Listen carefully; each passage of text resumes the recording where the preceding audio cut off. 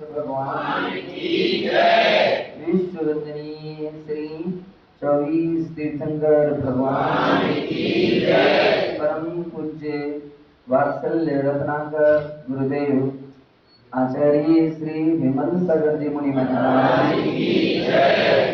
परम पूज्य तपस्वी सम्राट गुरुदेव आचार्य श्री सन्मति सागर जी मुनि महाराज की जय। अहिंसामय विश्व धर्म की जय। भारत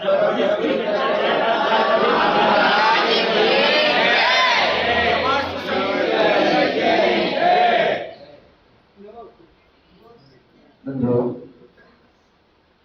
शास्त्रों में सम्यक दर्शन की उत्पत्ति के बहुत सारे हेतु दिए हैं।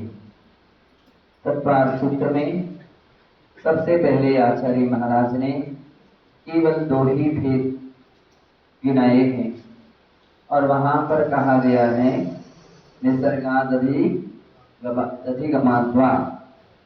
पर सम्यक दर्शन निसर्ग यानी स्वभाव से और अधिगम यानी उपदेश आदि से होता है। 2 प्रकार से सम्यक दर्शन की उत्पत्ति हुआ करती है।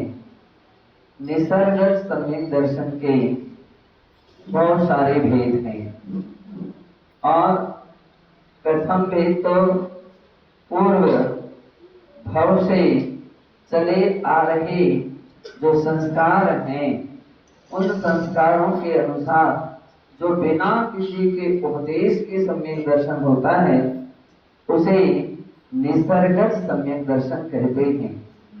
वहां किसी को समझाने की और किसी शास्त्र को खोलने की आवश्यकता नहीं हुआ करती और ऐसे निसर्गत सम्यक दर्शन के आचार्यों ने बहुत सारे भेद गिनाए। 4 गतियों में अलग अलग विभाग बनाए गए। धबला जी में आचार्य श्री वीरसेन महाराज ने कहा कि जाति स्मरण एक भेद है। जाति स्मरण का अर्थ है पूर्व में जो आपने भगवान जिनेन्द्र देव की आराधना, पूजा, उपासना आदि की हैं, दर्शन किए हैं और वो संस्कार यदि आपके अंदर में बने हैं या पहले कभी आपने उपदेश आदि सुना है तो वो जो सुना है उसके जो संस्कार बने हैं उसका नाम है। और संस्कार जब काम में आते हैं या सम्यक दर्शन में निमित्त बनते हैं तो उसका नाम है निसर्गज जाति स्मरण रूप निसर्गज सम्यक दर्शन। तो कभी कभी अपन को ऐसा सोचने लगते हैं कि उपदेश सुनने से फायदा क्या है, पालन तो कर नहीं पाते। ऐसे बहुत सारे लोग प्रश्न करने वाले या विचार मंथन करने वाले लोग होते हैं। बोले महाराज बहुत ऊंची ऊंची बातें कह देते हैं और पालन तो हम लोग कुछ भी नहीं करते, तो उपदेश सुनने से फायदा क्या, हम तो जाना ही बंद कर दिया, हम नहीं सुनते। शास्त्र पढ़ते हैं तो बहुत बड़ी बड़ी बातें देती हैं और उसका बिल्कुल भी पालन नहीं कर पाते हैं, तो इसलिए अब स्वाध्याय करने से फायदा क्या है। बंधु, ये बात तब व्यक्ति को समझ में आती है कि 7वें नरक में, कौन से नरक में, 7वें नरक में, 6वें नरक में, 5वें नरक में और 4थे नरक।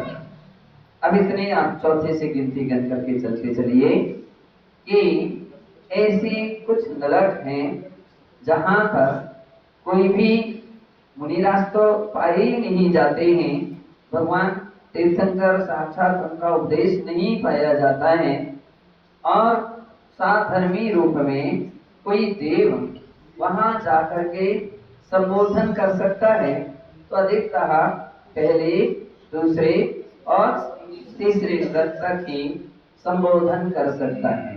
इसके नीचे इतना पुण्य नहीं है लोगों का, उन जीवों का कि कोई संबोधन करने वाला मिले, कितनी बड़ी बात है। जबकि देवताओं में इतनी क्षमता होती है कि वे साथ में नरक तक जा सकते हैं। ऐसा उल्लेख मिलता है सर्वान सिद्धि के देव साथ में नरक तक जाने की क्षमता रखते हैं, लेकिन जाते नहीं। क्यों नहीं जाते हैं? बोले वहां ऐसा उन लोगों का जीवों का पुण्योदय ही नहीं कि कोई धर्म की दो बातें सुनाए। एक तब हमको ज्यादा समझ में आती है और उसका लगने लगता है कि हम लोग वास्तविकता में बड़े भाग्यशाली हैं, पुण्यशाली हैं कि उन नारकी जीवों की अपेक्षा से तो बड़े सौभाग्यशाली कि अपने लिए साक्षात उपदेश सुनने के लिए मिलता है।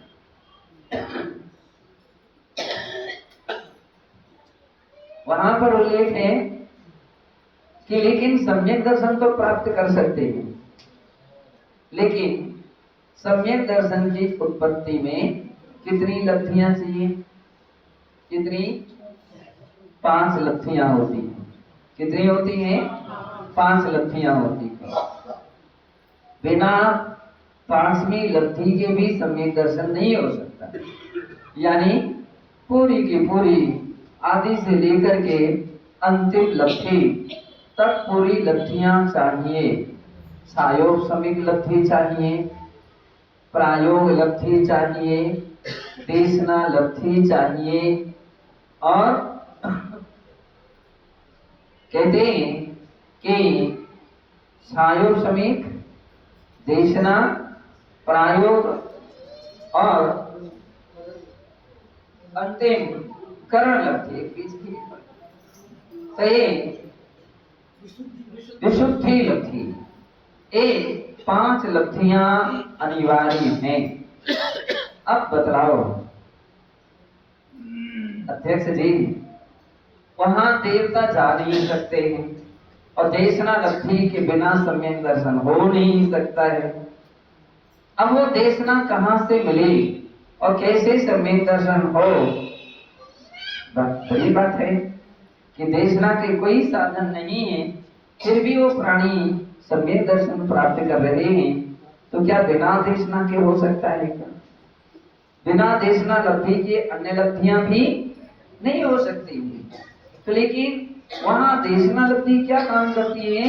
तो बोले जो पहले उन जीवों ने कभी कदाचित हो सकता है भगवान के समोसरण में गए हों और तीर्थंकर भगवान के साक्षात दिव्य ध्वनि सुनी हो, ये हो सकता है।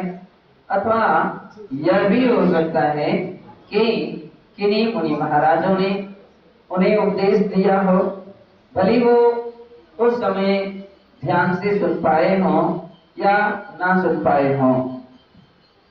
तो जो नहीं सुन पाए उनको तो देशना लब्धि भी हेतु नहीं बनेगी, लेकिन जिन्होंने ध्यान से सुना, भली पालन या आचरण में नहीं ला पाए लेकिन ध्यान से सुना है, वो जो संस्कार हैं, हर प्राणी के मस्तिष्क में एक ऐसी शक्ति हुआ करती है कि जैसे हमारे शास्त्र धारणा शक्ति कहते हैं, आज का विज्ञान भी कैचिंग पावर ऐसे शब्दों के द्वारा स्वीकार करता है कि हम कोई भी वस्तु जब आंखों से देखते हैं, कानों से सुनते हैं, आदि आदि, तो ये बहुत सारी बातें हमारे मन मस्तिष्क पर असर डालती हैं, मन मस्तिष्क पर प्रभाव डालती हैं। आवश्यकता नहीं है कि दिखाई दे तभी सब कुछ हो सके। ऐसे भी व्यक्ति हैं जिन्हें दिखाई तो नहीं देता है, लेकिन श्रद्धा जगी है तो दर्शन करने आते हैं, है ना। आपके यहाँ का एक छोटा सा बच्चा की चर्चा सुना रहे थे कोई कि वो तीनों वेदियों पर जाता है। इसका मतलब ये संस्कार कहीं ना कहीं काम कर रहे हैं, अब निसर्गज हो या अधिगमज हो। वह जो पहले सुना था, संस्कार तभी बनते हैं जबकि वो बात हमारे दिल दिमाग में असर डालने वाली होना चाहिए। दिल दिमाग तक पहुंचने वाली होना चाहिए।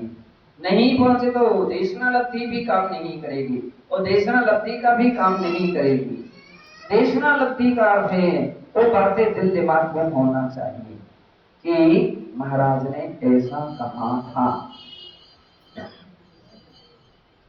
कोई भी बात हमने उस समय मानी नहीं थी, मान जाते तो आज यहाँ पर नहीं होते। कौन सोच रहा है? नारकी जी यह सोच रहा है अगर उस समय मान जाते तो हम आज यहाँ नहीं होते, मतलब नहीं आना पड़ता। और आज की बात बिल्कुल सत्य है, बिल्कुल सत्य थे। धिक्कार है मुझे कि मैंने उसको पालन नहीं किया या माना नहीं। तो कहते हैं इतना विचार होते ही उसके जीवन में इतना बड़ा बदलाव आ जाता है। उनकी बात सत्य थी, भगवान की बात सत्य थी, जिनवाणी की बात सत्य थी। कहते हैं बस इसी का नाम है देशनालब्धि। एक लब्धि है देशनालब्धि, ऐसी 500 लब्धियां हैं। तो बहुत कुछ देशनालब्धि में प्रवचन प्रधान है और एक अधिगमज साक्षात के रूप में अधिगमज है और परलोक की अपेक्षा से वो निसर्गज हो जाता है। इसी प्रकार से निसर्ग सम्यक दर्शन में जिनविम्ब दर्शन, क्या शब्द का प्रयोग किया? जिनविम्ब दर्शन। आज हम देख रहे थे आपके यहाँ अतिशयकारी आदिनाथ भगवान भी बैठे हैं, अतिशयकारी अजितनाथ भगवान भी विराजमान हैं। दो आदिनाथ, सही है। आप देखिए, ध्यान से देखिए कि आदिनाथ भगवान की जो प्रतिमा कितने कितने प्रकार से शिल्पीकार ने ऐसा बना दिया जैसे किसी ने सांचे में ढाल दिया हो। सांचा वाला भी एक बार फेल हो सकता है, लेकिन मूर्ति बनाने वाला कारीगर फेल नहीं हुआ। क्या क्या कितने सुंदर तरीके से उसने पूरे अष्ट प्रातिहार्य सहित, और लोग बोल रहे थे अतिशय। मैंने कहा हर प्रतिमा में अतिशय है, आदिनाथ में भी, अजितनाथ में भी। अब बतलाओ कितने वर्ष तक कहाँ विराजमान रहे? कोई कपड़े धोते रहे, कोई पुलिस थाने में रहे, कोई कहीं रहे। और योग की बात है कि पहले पूजा भी हुई होगी, फिर कहीं ना कहीं परिस्थितियों बसात मंदिर ध्वस्त हो गए या कहीं उठा ले गया या और कुछ भी हुआ और छिपा दी और उतने समय तक लुप्त हो गए। भगवान अज्ञात रूप में रहे आए और फिर योग ऐसा समय का योग बना कि त्योरी वालों के लिए जानकारी मिल गई। किसको मिली थी? पुलिस थाने वाले ने किससे आकर के कहा था? पंडित जी। सोच लो, अतिशयकारी तो तुम्हारे पंडित जी भी कोई कम नहीं कि उनके लिए भी चल करके पुलिस वालों ने कहा कि आपकी मूर्ति है और ले जाओ। कई जगह तो ऐसे प्रसंग आते हैं कि व्यक्ति को सिर से पसीना बहाना पड़ता है तो भी बड़ी मुश्किल से सफलताएं मिलती हैं। बंदो, एक इतना अच्छा योग बना और निश्चित है उसमें सारे समाज का भी योग था, पुण्य था कि वो भगवान यहाँ पर समोसरण के साथ मानो चल करके आ गए और आपके यहाँ विराजमान हो गए। तो कहते हैं 1000 नए मंदिर बनाओ, 1000 नई प्रतिमा विराजमान करो, और एक पुरानी प्रतिमा विराजमान कर दो, उनकी रक्षा कर दो। आपके यहाँ कितनी मूर्तियां हैं कुल अध्यक्ष जी? कुल कितनी मूर्तियां हैं मंदिर में? आपके मंदिर में? 458 मूर्तियां। 458। सांची सांची बताओ, आप सुनी सुनी सुनाइए।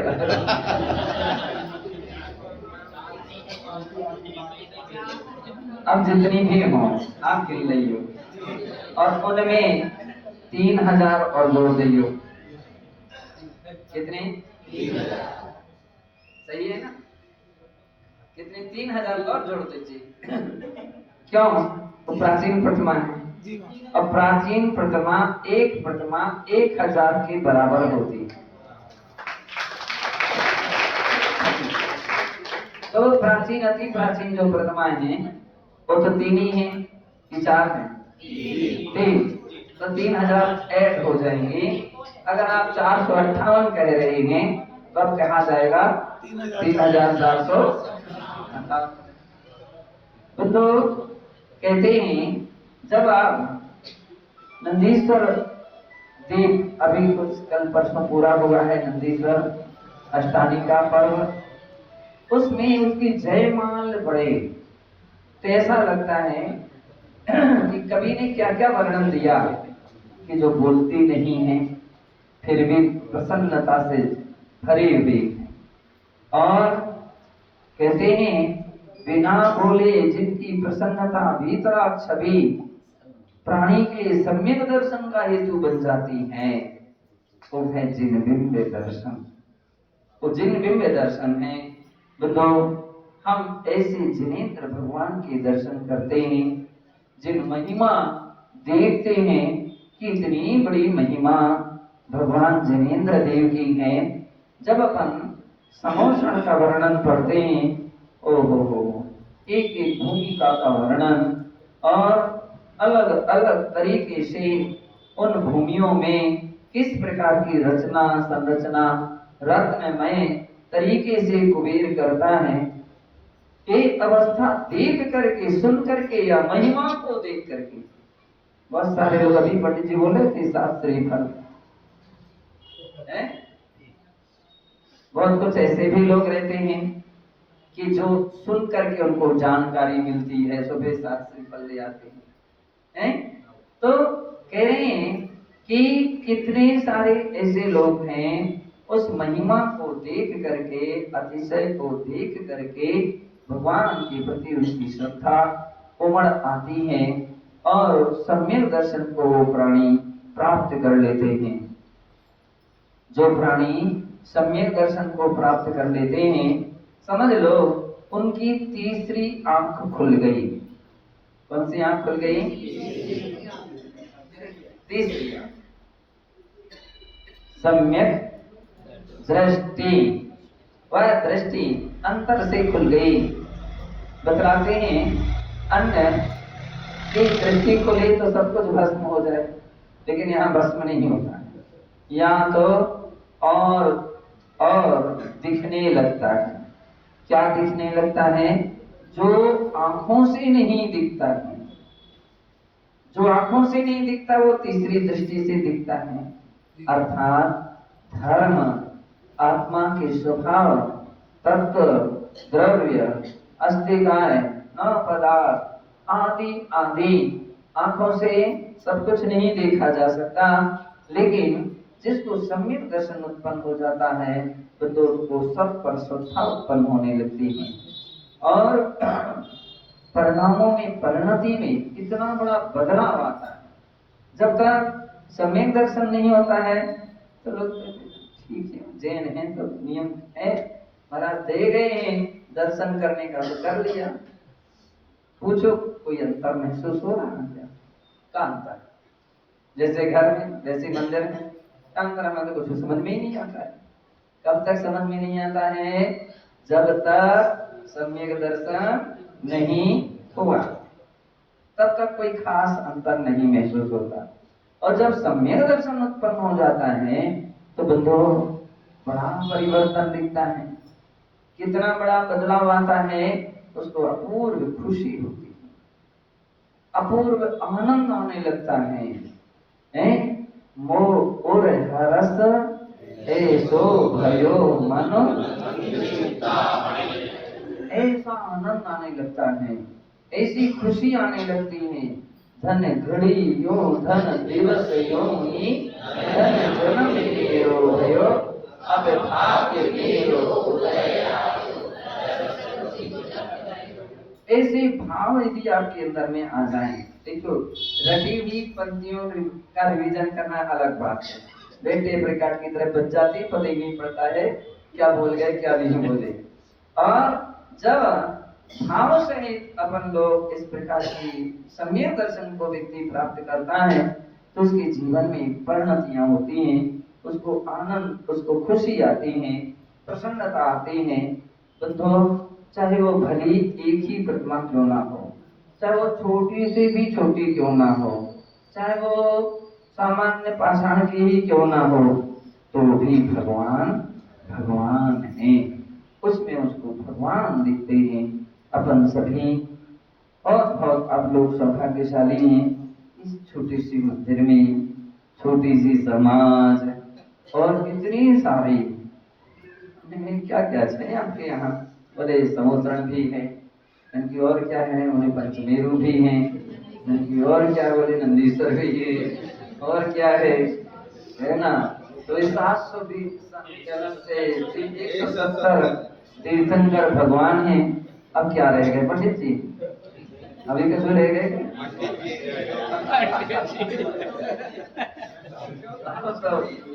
पंडित जी की जो जो दृष्टि में बात आई उन्होंने, और इतना विशाल श्री भी सुना रहा था यहाँ से वहां तक, तो पंडित जी के ही पूरा परिवार ही बसा था, यानी कि आधा रास्ता तो पंडित जी ने ही घेर लिया है पूरा। तो मुझे इस बात की भी खुशी है, अपने पंडित जी धर्मचंद जी शास्त्री जी ने, सुधर्मचंद्र शास्त्री जी ने बहुत बहुत अपने समय में बहुत बड़ा अच्छे काम किए हैं।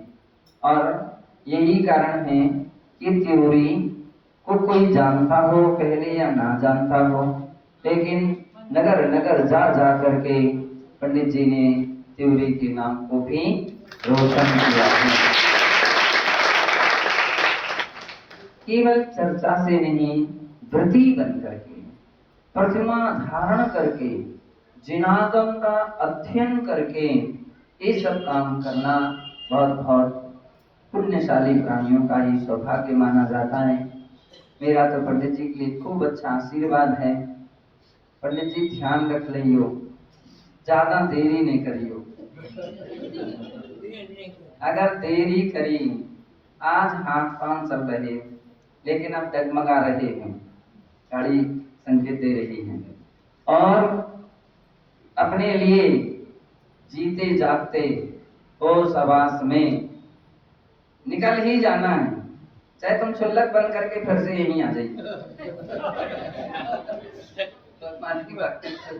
करते रहियो, लेकिन इस भरोसे नहीं कि अब हम आगे थोड़ा और नहीं।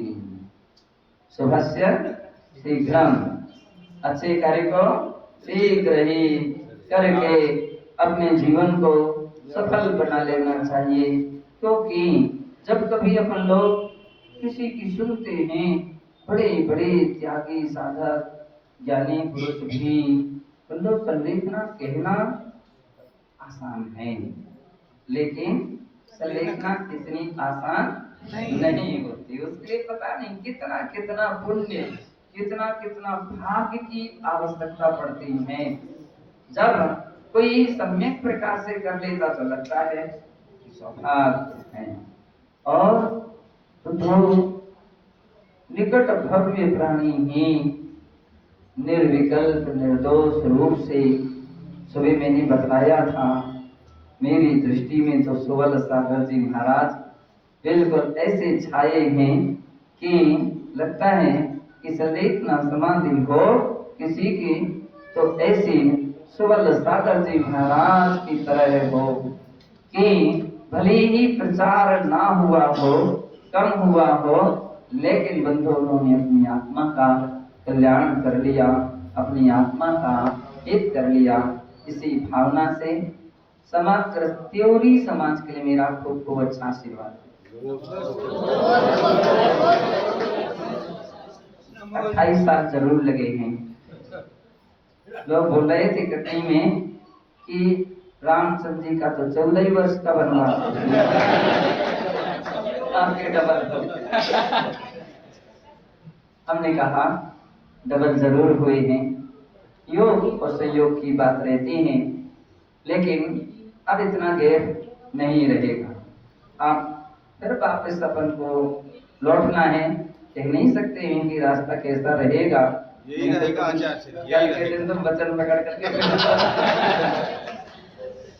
बंधु, लेकिन कोई भी महाराज जब अपने नगर में आते हैं, अपने गांव में आते हैं और अच्छे धार्मिक श्रद्धा भक्ति से जगत अपने समाज को जगाते हैं, प्रेरित करते हैं, तो मुझे बड़ी प्रसन्नता होती है, बड़ी खुशी होती है कि विशुद्ध सागर जी महाराज ने आज त्योरी समाज में इतना अच्छा प्रभाव डाला। 5 पंच कल्याण कितने आसान नहीं कहलाती, ये भी तो बहुत बड़ी बातें हैं कि ऐसी ही समस्त प्राणियों में श्रद्धा और भक्ति निरंतर वृद्धि को प्राप्त होती रहे। इसी भावना से जय बोलिए महावीर भगवान की जय।